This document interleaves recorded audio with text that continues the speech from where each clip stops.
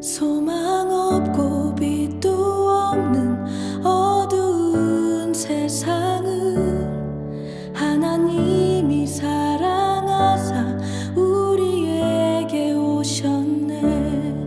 예언하신 약속대로 말씀이 육신되어 하늘 영광 버리시고 이 땅으로 오셨네.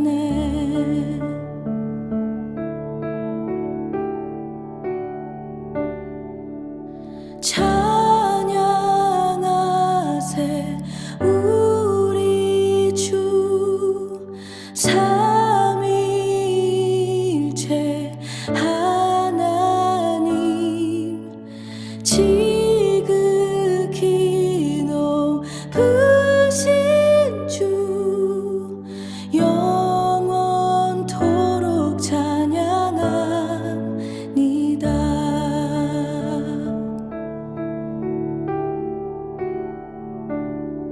주가 지으신 모든 세상을 구원하려 영광의 주 예수님이 죽음을 택하셨네.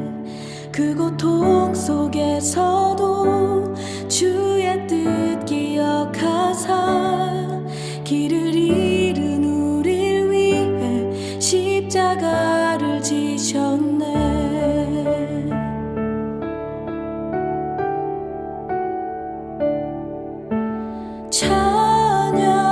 찬양하세 우리 주 삼위일체 하나님 지극히 높으신 주 영원토록 찬양합니다.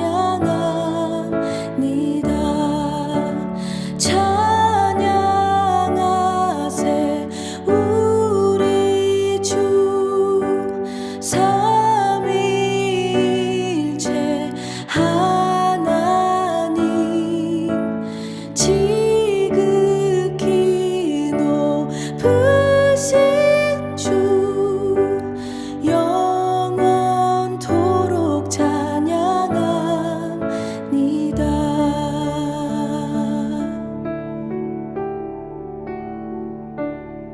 부활하신 그 아침 닫힌 무덤 열리고 죽임당한 어린 양 죽음을 이기셨네.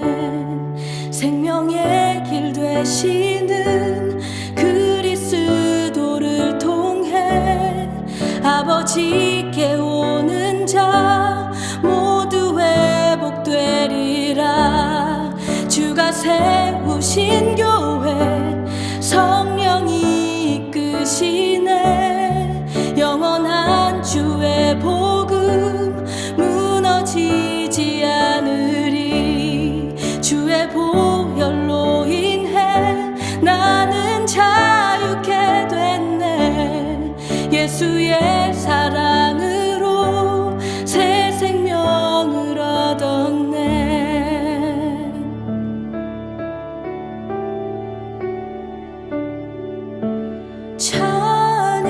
찬양하세 우리 주 삼위일체 하나님 지극히 높으신 주 영원토록 찬양합니다. 찬양하세 우리 주 삼위일체 하나님 지극히 높으신 주 영원토록 찬양합니다.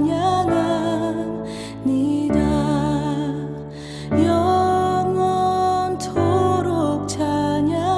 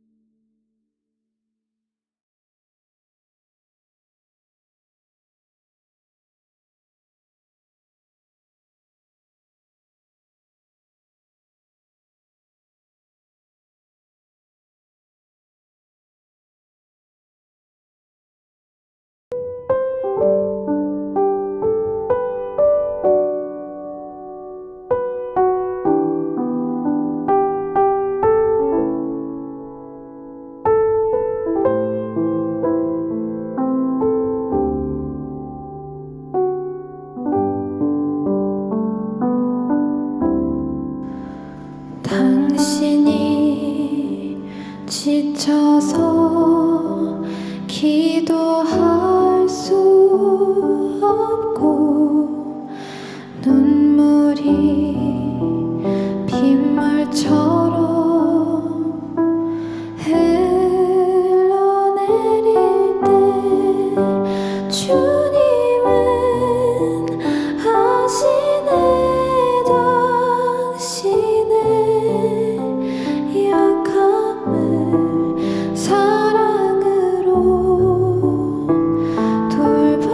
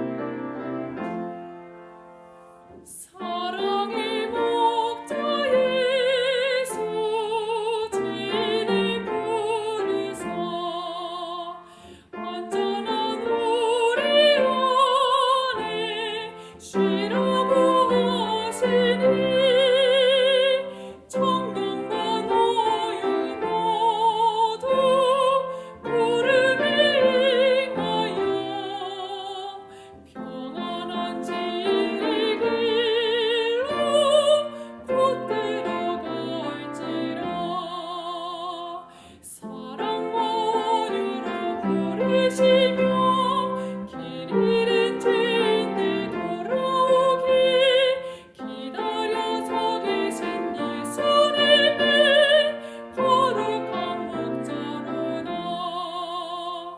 너희 목숨 바친 사랑의 참 목자 지금도 너를 불러 오라고 하시니 미루지 말고 즉시 부름을 행하여 평안한 안식처로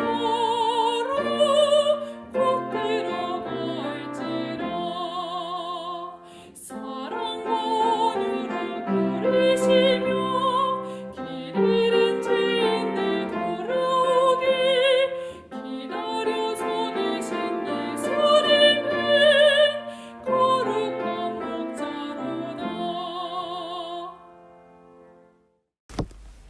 하늘에 계신 하나님 아버지, 오늘도 행복한 안식일 주셔서 감사합니다. 저희가 교회에 가서 함께 예배를 드리지 못하지만 하나님께서 저희와 함께 해주셔서 예배를 잘 드릴 수 있도록 도와주세요. 예수님의 이름으로 기도드립니다. 아멘.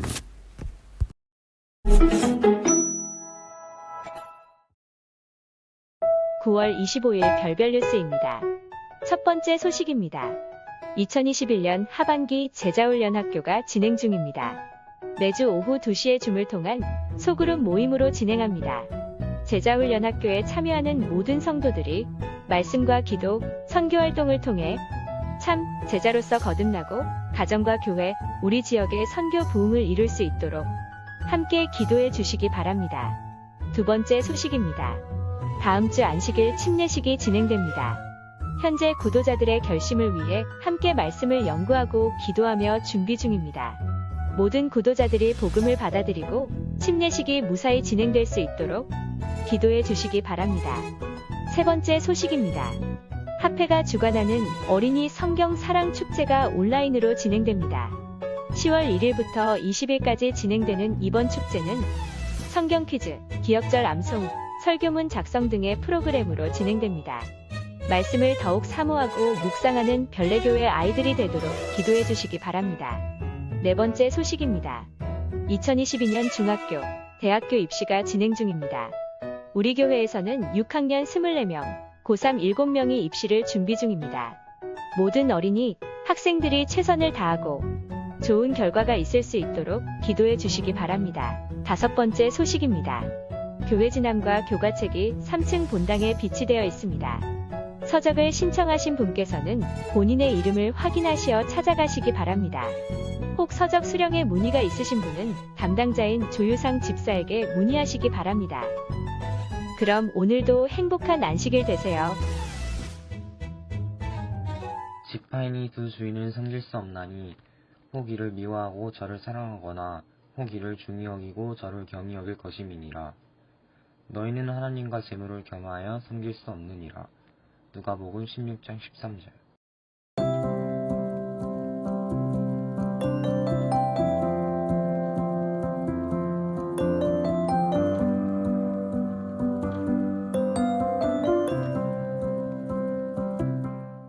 자, 별내교회 학생 친구들 안녕. 자, 여러분 반갑습니다. 또 행복한 연휴 잘 보냈는지 모르겠습니다.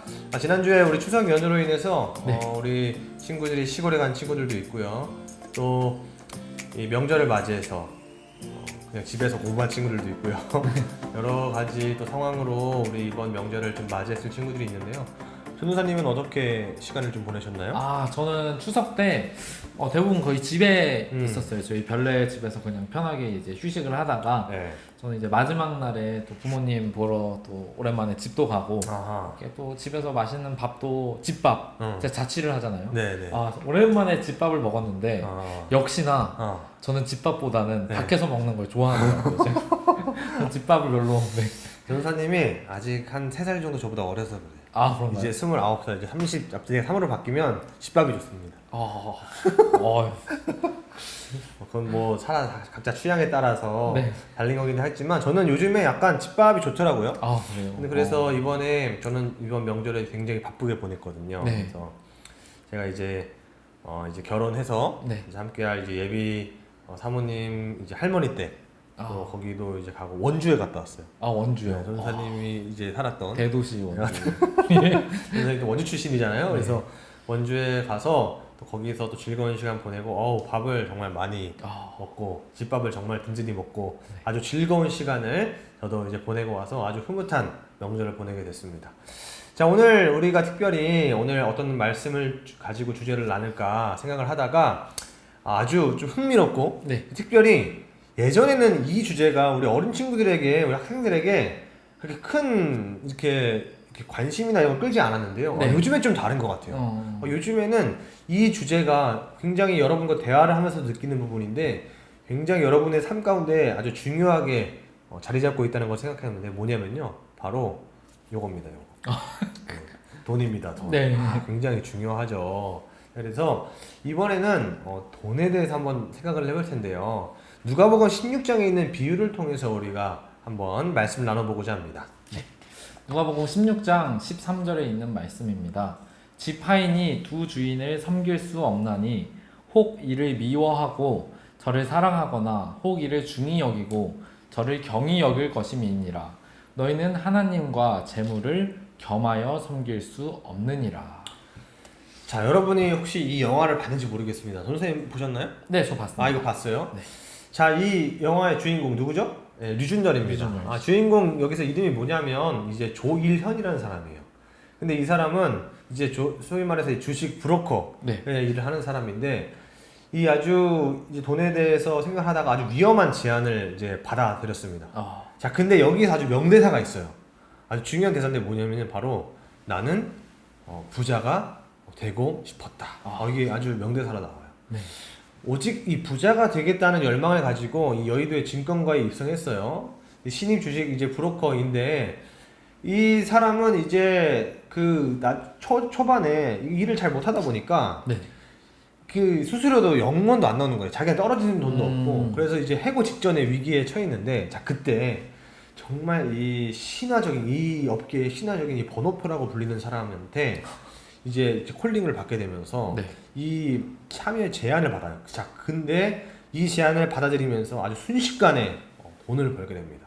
자, 그런데 이 사람은 굉장히 위험한 인물이었어요. 그러니까 이 금융감독원에서 이 한마디로 류준열을 잡기 위해 이제 난리를 이제 치기 시작한 거죠. 네. 자, 근데 그 순간에도 이 류준열은 정말 이 돈에 대한 그 열망, 이 맛을 본 거예요. 그러니까 네. 부자가 되고 싶었던 꿈을 이루기 위해서 그 유혹을 계속 뿌리치지 않고 돈을 벌기 위해서 산을 살고 있는 그런 상황이었습니다. 이 영화의 주인공처럼요, 이 많은 사람들은 부자가 되고 싶어하고 또 돈만 있으면 무엇이든 할 수 있다라고 이야기하고 또 생각합니다. 돈을 최고의 목표로 삼고 우리 모든 인생의 삶의 초점을요, 돈에 맞춥니다. 이러한 시대에 살고 있는 우리들에게 오늘 말씀을 통해서 예수님께서 어떠한 이야기를 해주시는지 한번 알아보도록 하겠습니다. 제가 작년에 이제 아이들과 교회에서 만나서 활동할 때도 소그룹 할 때도 네. 뭐 어떤 사람이 되고 싶냐 아니면 지금 바라는 게 뭐냐 막 이런 거 물어봤을 때도 애들이 돈을 많이 벌고 싶다라든지 아니면 상품권을 갖고 싶다라든지 백화점 상품권 이런 거요. 그래서 우리 친구들이 삶 가운데 정말 원하는 것, 왜냐면 돈을 잘 벌어야 좋은 집을 사고 그죠, 좋은 차를 타고 막 이런 것들이 다 여러분 삶 가운데서 벌써부터 관련이 있다고 생각하니까 좀 어떤 부분에서는 얘네들이 하면서도 어떤 부분에 좀 걱정도 되는 네. 그런 마음이 있었습니다. 자, 오늘 본문에 보면요, 청직이라는 이 직분을 가진 사람이 나옵니다. 이 청직이라는 단어 혹시 여러분 들어보셨는지 모르겠어요. 이 청직이라는 단어는요, 주인, 즉 이제 소유권을 갖고 있는 사람이 맡긴 것을 주인의 뜻대로 관리하는 위탁 관리인, 이 창세기의 근거에서 이야기를 합니다. 그러니까 무슨 말이냐면 자기의 소유가 아니야, 진짜 자기 것이 아니라, 그러니까 부탁받은 거, 위탁받은 것을 가지고 이걸 관리하는 사람을 이야기를 하는 건데 그게 바로 청직이라는 사람이에요. 네. 자, 근데 청직이는 무엇을 잘못했는지 여기서 이제 꾸지람을 막 듣고 막 그런 상황이 된단 말이에요. 무엇을 잘못했는지 우리가 한번 보도록 하겠습니다. 네. 또한 제자들에게 이르시되 어떤 부자에게 청지기가 있는데 그가 주인의 소유를 낭비한다는 말이 그 주인에게 들린지라. 주인이 그를 불러 이르되 내가 내게 대하여 들은 이 말이 어찌 됨이냐. 네가 보던 일을 세마라. 청지기 직분을 계속하지 못하리라 하니 청지기가 속으로 이르되 주인이 내 직분을 빼앗으니 내가 무엇을 할까? 땅을 파자니 힘이 없고 빌어먹자니 부끄럽구나. 네, 이 청지기는 주인의 재산을 마치 자신의 것인 양 흥청망청 써버렸습니다. 그러니까 이 주인이 어때요? 이 청지기를 해고하게 된 것입니다. 그렇죠. 이 해고하게 된 청지기는 바로 어떻게 반응을 했을까요? 자, 오늘 본문의 말씀을 이어서 계속해서 보도록 하겠습니다. 내가 할 일을 알았도다. 이렇게 하면 직분을 빼앗긴 후에 사람들이 나를 자기 집으로 영접하리라 하고 주인에게 빚진 자를 일일이 불러다가 먼저 온 자에게 이르되 내가 내 주인에게 얼마나 빚졌느냐 말하되 기름 100마리니이다. 이르되 여기 내 증서를 가지고 빨리 앉아 50이라 쓰게 하고 또 다른 이에게 이르되 너는 얼마나 빚졌느냐 이르되 밀 100석이니이다. 이르되 여기서 내 증서를 가지고 80이라 쓰라 하였는지라. 그러니까 여러분 좀 이 말이 이해가 되나요 지금? 주인에게 빚진 자들을 이제 불러가지고 빚을 막 탕감해 주는 거예요. 이 관리받았던 사람이. 그러니까 청지기는 쫓겨난 후에 살아갈 방도를 찾기 위해서 주인에게 빚진 자들을 이제 마음대로 탕감해 주는 일을 하는 거예요. 그러니까 그래서 이제 쫓겨나서도 그 신세신자들에게 좀 대접을 받을 거 아니에요, 자기가. 그거를 예상을 하고 한 행동이었습니다. 자, 그런데 그런 주인이 그 행동을 알게 됐어요. 그때 그 청지기에 뭐라고 이야기를 했을까요? 네. 주인이 이 옳지 않은 청지기가 이를 지혜 있게 하였으므로 칭찬하였으니 이 세대의 아들들이 자기 시대에 있어서는 빛의 아들들보다 더 지혜로움이니라.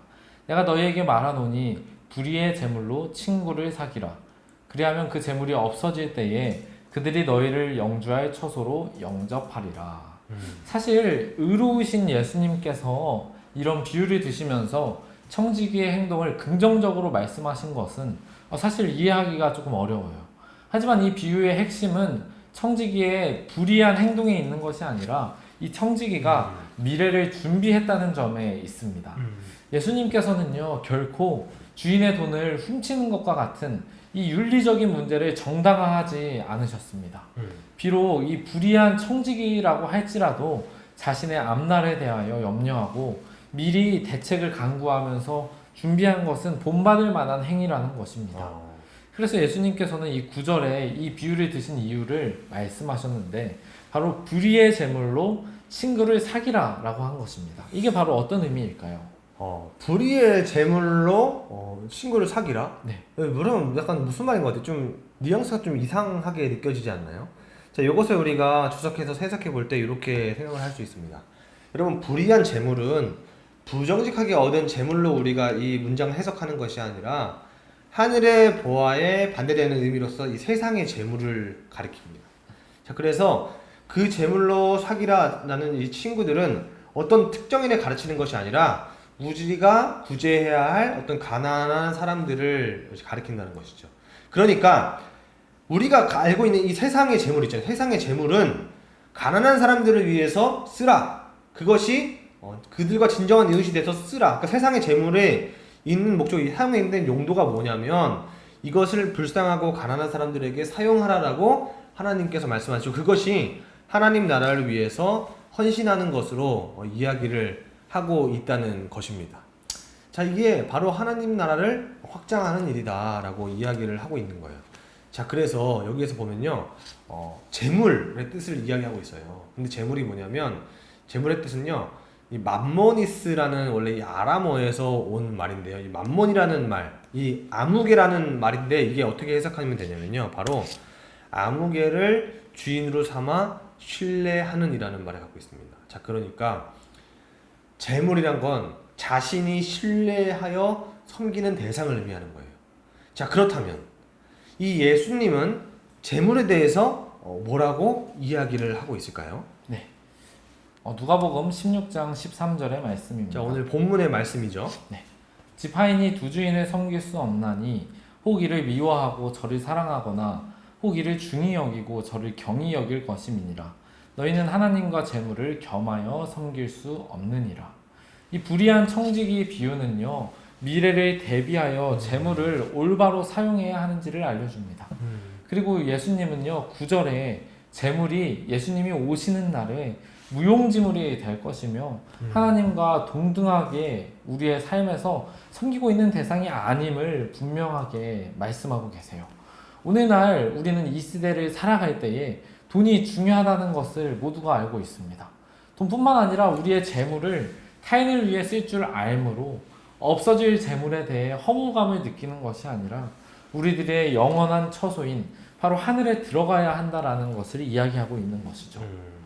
사실 잘 살고 싶어 하는 것, 이게 사람들의 보편적인 소원이에요. 네. 사실 잘 살고 싶잖아요. 그럼요. 저도 잘 살고 싶어요. 이게 뭐 이렇게 잘못됐다라는 것을 돈이 있으면 무조건 잘못됐다라는 그런 개념은 아닌 것 같아요. 그런데 부자가 되겠다는 목표를 세우고 부자가 되길로 그거를 뭔가 내 삶의 최고의 가치관으로 따지다 보면 여러분 우리 마음에 탐심이 계속 자리 잡아요. 그러니까 일단 마음속에 돈에 대한 생각이 막 이렇게 욕심이 막 생기고 막 그런 것들이 막 가득 차게 되면 아까 말한 그 유진열처럼 조일현처럼 그러니까 순간 눈이 그냥 멀어버리는 거예요. 자, 그러나 우리가 생각하는 이 재물은요 영원히 소유할 수 있는 재물이 아니에요. 그러니까 계속 끌어모은다고 해서 모아지는 것이 아니라 우리가 이것을 가지고 또 세상에 우리가 삶을 다하고 떠날 때 이걸 가지고 하늘에 갈 수 있는 것도 아니에요. 그러니까 우리가 가지고 있는 이 재물을 버는 것도 중요하지만 이것을 어떻게 사용하느냐, 어떤 용도로 우리가 사용하느냐 이것이 너무나 중요하다는 것입니다. 무조건 돈이 나쁘다라는 말이 아니에요. 선한 일에 재물을 사용하면 하나님께서 더욱 우리에게 복을 주시는 것이죠. 그리고 무엇보다도 이렇게 쓰이는 재물은 정말 가치 있는 재물이 될 것입니다. 자, 그래서 오늘 좀 생각해보는 거는 이 단어를 생각해봤으면 좋겠어요. 자족. 욕심을 버리고 내가 쓸 만큼 그리고 내가 필요한 만큼 자족하고 순리를 따라 하나님의 영광을 위해 선한 일을 하는데 힘써야 하는데 하는 그 이유가 여기 있는 것입니다. 그러니까 재물은 세상을 살아가는데 너무나 중요한 매우 중요한 그런 물건이지만 이것이 결코 하나님보다 더 중요하거나 하나님 앞에 더 앞서가면 안 된다는 것을 우리가 꼭 기억해야 되는 것이죠. 그래서 우리가 이 돈과 재물에 대한 걸 생각할 때에 한번 생각해봐요. 아, 내가 지금 하나님보다 이걸 더 원하고 있는지, 하나님께서 나에게 허락한 재물, 그것을 통해서 남을 어떻게 돕고 하나님의 나라를 어떻게 이 세상에 임재시킬까에 대한 고민보다 내가 뭐 벌어서 뭘 쓰고 뭐 해서 막 모아서 같이 이런 것이 만약 우리 머릿속에 먼저 든다면 오늘 말씀을 우리 친구들이 꼭 생각해 보게 되길 바랍니다. 오늘 말씀에 뭐라고 이야기를 했냐면 집 하인이 두 주인을 섬길 수 없나니 혹 이를 미워하고 저를 사랑하거나 혹 이를 중히 여기고 저를 경히 여길 것임이니라. 너희는 하나님과 재물을 겸하여 섬길 수 없느니라. 우리의 재물도 하나님 안에 속해 있는 것이고 우리가 사는 그 모든 삶이 하나님 안에 속해 있다는 그 사실을 우리가 꼭 기억한다면 이 재물 또한 우리 삶 가운데 정말 선한 곳에 선한 영향력을 끼치면서 사용할 수 있는 그런 재물이라는 것을 우리 친구들이 꼭 기억하게 됐으면 좋겠습니다. 전무사님 오늘 좀 돈에 대한 이야기를 해봤는데요. 네. 어떤 것 같아요? 참 많은 생각을 하게 되네요. 저도 이 돈이 많이 갖고 싶은 이유가 아마도 제 생각에는 사치인 것 같아요. 약간 우리가 풍요의 시대에 살고 있잖아요. 맞아요. 대한민국이라는 나라가. 그래서 뭐 좋은 차를 타고 싶고 또 맛있는 음식을 먹고 싶고 좋은 옷을 입고 싶고 근데 사실 이러한 것들은 본래 그 목적에만 충실하면 되거든요. 차는 맞아요. 뭐 이동할 수 있으면 되고 음식은 어느 정도 맛있으면 되고 옷도 어느 정도 있으면 되는데 더 좋은 걸 하다 보니까 이 돈에 대한 탐심이 늘어가는 것 같은데 우리가 그리스도인으로서 돈을 어떻게 사용해야 하는지 또 돈에 대해서 어떠한 관념을 가지고 개념을 가지고 살아가야 되는지를 참 잘 알려주는 말씀이었던 것 같습니다. 네, 맞습니다. 사실 정말 우리 삶 가운데 밀접하게 관련되어 있을 것 같아요. 우리 친구들이 공부하는 이유가 좋은 대학에 가서 결국 돈 많이 버는 직업을 갖는다?